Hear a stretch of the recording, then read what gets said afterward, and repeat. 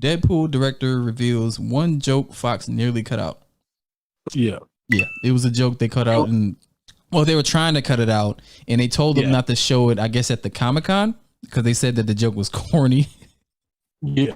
So I think they had a cut of the film, whatever they saw, and I guess it was like a handful of jokes that they was like, I don't know about this, and the one that I guess they was really probably trying really hard was, I forget exactly. He's like, he kills a goon or a henchman, or whatever. He's like, I'm gonna touch myself later tonight, or whatever he says. I guess they want him to cut that, but then the director was like, nah, this is funny. And then when they actually played that cut of the film at like a Comic-Con, and the crowd exploded laughing, and they was like, nah, we keeping it. Like, it's like, that was a good joke. It was a funny joke. He was wrong. It goes to show you sometimes like studio interference got to get the fuck out the way.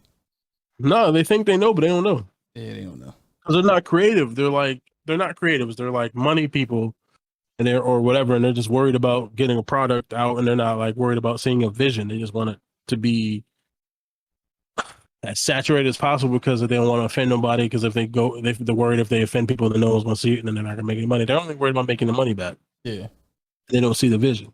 Yeah, but once the vision makes money, then it's like, oh, okay, now you can do what you want. Yeah, because then you get Deadpool 2 shit and all that shit. So, but it's like at first it's like, oh, I don't know, we need to make money on this, and if you put this in there, it's gonna offend people. But it's like, nah, you gotta know the vision, dog. Yeah, that's why a lot of times with this shit, when you get a bad movie, I'm starting to not blame the directors and the writers. Well, I'm blaming the writers, depending on what happens. I know what you're saying. Because it could be some, it could be some studio interference to be like, we can't do that. We got to do this. Because it was a YouTube channel I was watching where they had certain directors and writers up there, and they said most of the time, how did he explain it? He said something like, it's hard to fuck up a movie with the $200 million budget.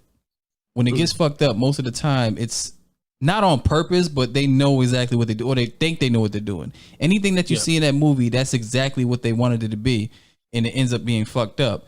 That's why a lot of times, like when it comes to certain movies, like we just talking about Dragon Ball Evolution, somebody had the right, somebody drew up the concept art of that shit and okayed it to be in that movie. Yeah, and they wrote that. And they looked at the source material and said, hey, we're not going to have his best friend in this movie. And he's going to turn into a werewolf Uzuru instead of a giant Uzuru, which I understand maybe because it was like, oh, okay, turn into a giant monkey is probably too much. Yeah. So compromise and he'll be like a werewolf. But also, he's a werewolf, but then he was King Piccolo, like servant slave murderer monkey, which is also kind of racist. And it's like, this is not the lore of Dragon Ball. King Piccolo is this random ass alien. And also, we didn't really know he was an alien at first. He was just a demon, and they throw all that kind of shit in there. It's like, you looked at all this that was there, and this is what you made. You could have made better decisions. It didn't have to be a one-for-one copy of what this was, but it didn't have to be this, and that's what makes it angry. Like, you didn't have to make this. You could have did something different, and still could have been good. But you was like, this is what we're gonna do. This is right. He's in high school, and they call him Geeku or Geek. Was it Geeku? They said when they was bullying him, they bully him. It's like it's weird. I don't know. You try to forget. It's like take it. I have a flashback. He's like, and they didn't have Reddit. Well, I guess because he didn't have Gohan, so this is still Dragon Ball. So it's like he didn't even fight the red. That's the other thing. He didn't even like fight the red. He could have fought the Red Ribbon Army. I mean, I guess there wasn't gonna be a sequel, but he could have the Red Ribbon Army first, nigga, and then fucking worked your way up to King Piccolo shit.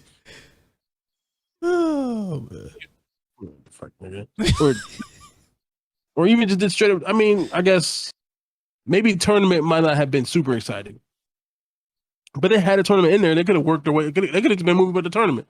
But if that's not exciting enough, with not enough stakes, they could just did Red Ribbon, skip the tournament, the first tournament, Red Ribbon shit, and then do King Piccolo shit, and then you might get a Dragon Ball Z movie. But what the fuck do I know?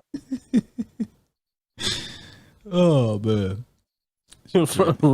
freshman rookie basketball player, maybe. It makes me sad. I don't know. It's just like because now you're talking about what I'm thinking. It's just like they just complicated bullshit. It's just like, what the fuck is this? Oh, but yeah. What were we talking about? I just got lost in that song about that. Basically, studios not know what the fuck they doing. Facts. Oh, Jesus. But yeah, like I got this thing. I'm blaming it more on the studio, but except for that Game of Thrones shit, that Game of Thrones shit, I'm blaming. Yeah, it's the writers' fault because they had supposedly they had a deal to where I guess it was supposed to go on for like 5 more seasons, yeah, so something like that. But then they just wanted to get the fuck out of there to do Star Wars. Which is on one hand I understand because at that point that was what season 8, so that means they're doing this for 8 years.